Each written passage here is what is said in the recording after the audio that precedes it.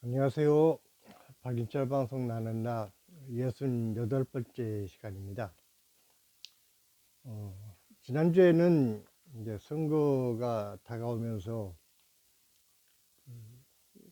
혁명이라는 주제로 이제 말씀드렸었는데, 사실 우리나라가 이제 5,000년 역사를 가진 가운데서도 성공한 혁명이 한 번도 없다라는 말씀을 드렸었습니다. 그야말로 이제 그 선거가 바로 코앞에 이제 닥쳐왔는데, 어, 이제 3, 4일 남은 동안에 또 어떤 변화가 어떻게 발생할지, 그러니까 선거를 하고 나서도 그 개표 과정에서 또 어떤 변수가 발생할지, 워낙에 그 지금 요즘에 그 세상 돌아가는 게 예측을 불가능하게 하는 워낙 그 커다란 변수들이 많아서 뭐 누구나 정말 안심을 할 수 없는 그런 불안 초조 속에서 하루하루를 살아가는 것 같습니다. 근데 이제 사실 그 오늘 그 말씀드리고 싶은 것은, 그래 지난주에는 이제 그 혁명에 대해서 말씀을 드렸었고, 이번 선거가 그야말로 지배계층과 피지배계층이 그 뒤바뀔 수 있는 혁명의 기회다라는 그 관점에서 이제 말씀을 드렸었는데, 혁명이라는 것이 그럼 꼭 필요한 것인가? 그런 측면에서 봤을 때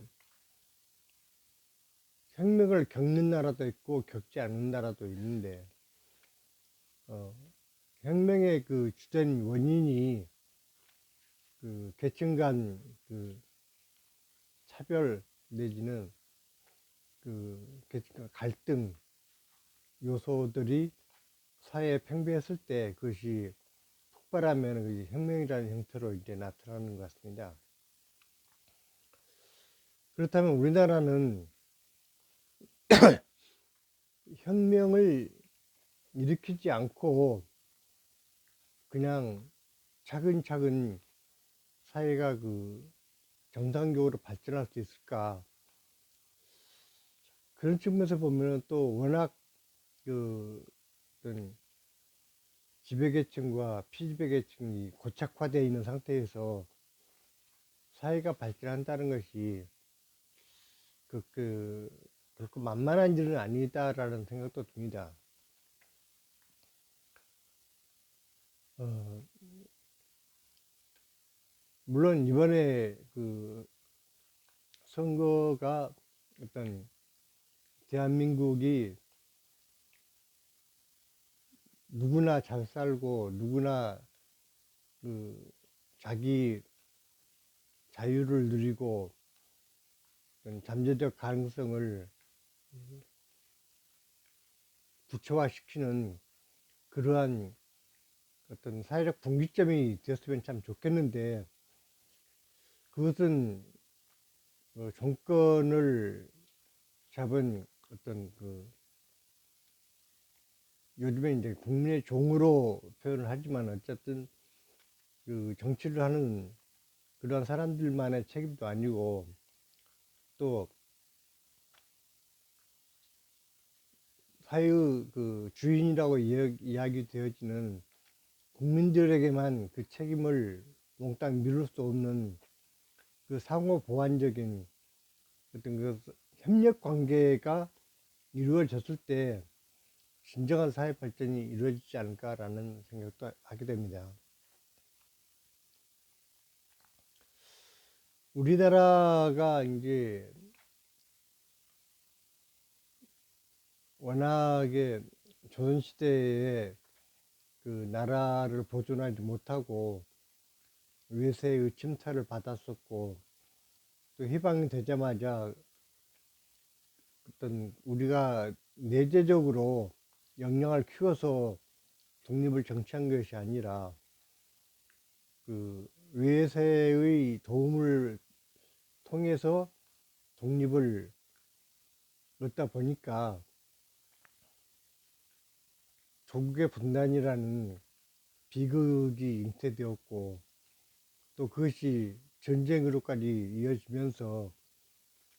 우리나라는 아직도 그러한 어떤 사상의 갈등, 계층간 갈등, 거기에다가 그 박정희 군부 세력이 조장했던 어떤 지역 간 갈등,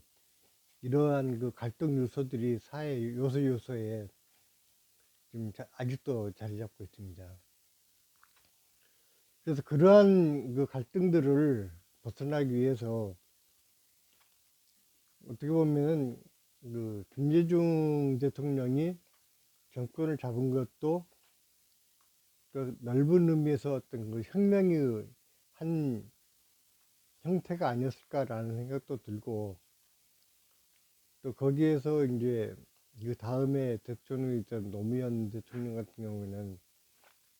우리 사회가 안고 있는 그 갈등 요소들을 너무나 뼈저리게 느끼고 있었기 때문에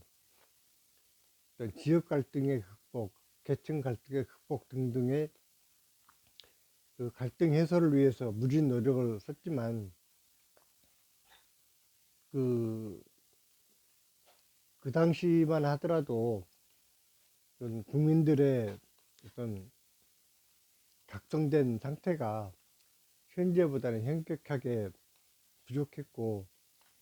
또 사회 전반적인 어떤 그 언론이라든지, 그리고 요즘 우리가 좀 늘고 있는 이러한 그 SNS라든지 그 인터넷 그 매체들을 통한 다양한 언론을 확보하지 못했기 때문에 그 고정관념을 깨뜨리지 못하고 결국 오히려 본인이 희생될 수밖에 없는 그런 비극의 주인공으로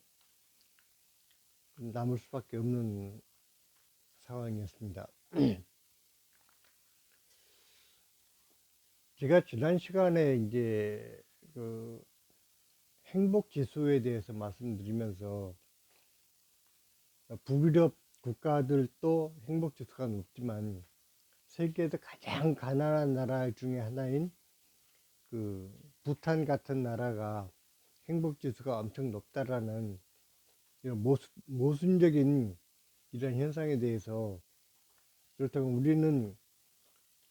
돈을, 그러니까 경제적으로 그 선진국이 되기도 어렵고, 그렇다면은 차라리 모두가 가난해져서 그냥 평등한 사회가 되면은 사회적 갈등은 없어질 수가 있지 않을까라고 생각할 수도 있겠지만, 대한민국이 처한 어떤 지정학적 위치로 봤을 때 그렇게, 그러니까 국력이 확대되지 않은 상태에서 나라가 유지되다가는 조선 말에 당했던 것처럼 외세의 침탈을 피해갈 수가 없는 것이 대한민국의 또 운명이 아닌가라는 생각도 듭니다. 결국은 경제적으로는 그 다른 나라들보다 월등히 앞서는 그런 어떤 선진국의 그 모습을 갖춰야 되겠고, 그런 가운데에서 가진 자와 못 가진 자들의 어떤 그 계층 간 격차, 이것을 줄여나가서 누구나 그야말로 나는 우리나라의 이 사회의 주인이다라고 당당하게 얘기할 수 있는, 단순히 생존 그 자체의 허덕이기보다는 뭔가 문화생활도 향유하면서 인간의 존엄성이 진정 그 유지될 수 있는 그런 당당한 시민으로서의 권리와 그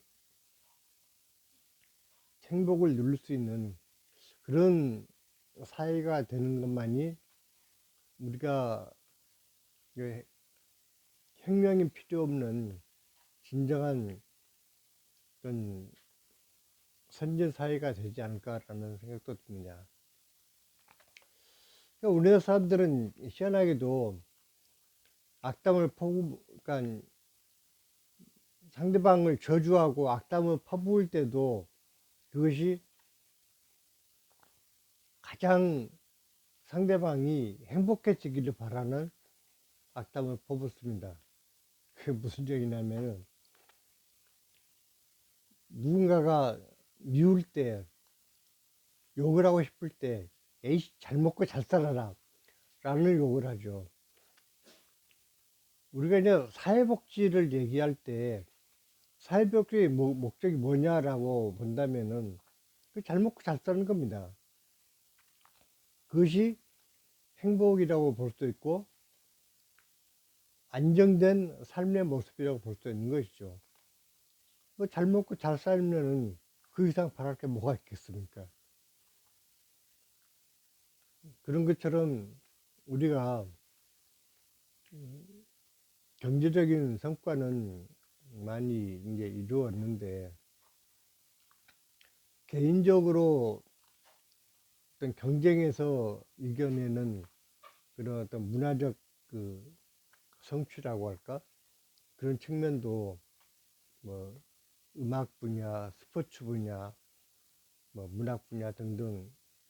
여러 측면에서 그 우수성을 나타내고 요즘에 그 프로야구, 프로축구들이 지금 엄청 활기를 띠고 있는데 프로야구장이 전석 매진이 되는 경우도 많이 이제 뉴스를 통해서 접하고 있지만 그런 것들이 우리가 이미 문화적 생활을 향유하고 있다라는 그 반증이기도 하겠죠. 문제는 이제 그런 것들이 어느 특정 계층만이 향유할 수 있는 그런 것으로 머물지 말고 누구나 아무리 경제적으로 어려운 계층이라 할지라도 내가 1년에 몇 번쯤은 극장에 가서 영화도 보고 또는 야구장에 가서 소리도 만큼 질러보고 뭐 축구장에 가서 슛이 들어가는 장면도 소리를 지르면서 직관을 할 수 있는 그런 사회가 우리가 바라는 사회가 아닌가 싶은 생각이 듭니다. 제가 한 20대 때인가 하여튼 지금으로부터 한 3, 40년 전에 그 신문에서 이제 단신으로 그 봤던 게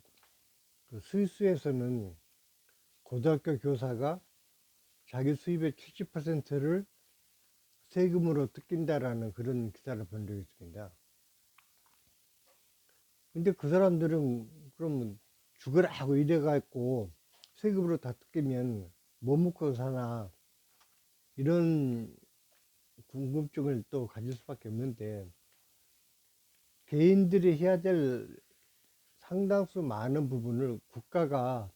그 세금을 통해서 어떤 분배 기능을 그러니까 재분배 기능을 국민들에게 해주고 생존뿐만이 아니라 국민들의 어떤 생활 수준의 그 어떤 향상을 위해서도 국가가 끊임없이 노력을 하고 있기 때문에 스위스 국민들은 이렇게 엄청난 고율의 세금을 내면서도 불만을 갖지 않는다라는 얘기를 얼핏 본 것 같습니다. 그러니까 물론 그것이 제가 스위스 가서 확인해 본 바도 아니고 현재는 또 어떤 형태로 이제 변화가 있었는지 모르겠지만은 아무튼 그 정부가 할 일이 또 국민들이 각자가 알아서 그야말로 적자 생존에 내맡겨 두는 것이 아니라 그 정부 차원에서 철저하게 국민들의 또 삶의 향상을 위해서 노력한다라는 그런 측면에서 봤을 때 우리나라도 그런 어떤 그 북유럽이나 독일, 스위스, 오스트리아 그런 나라들이나 또는 노르웨이, 덴마크,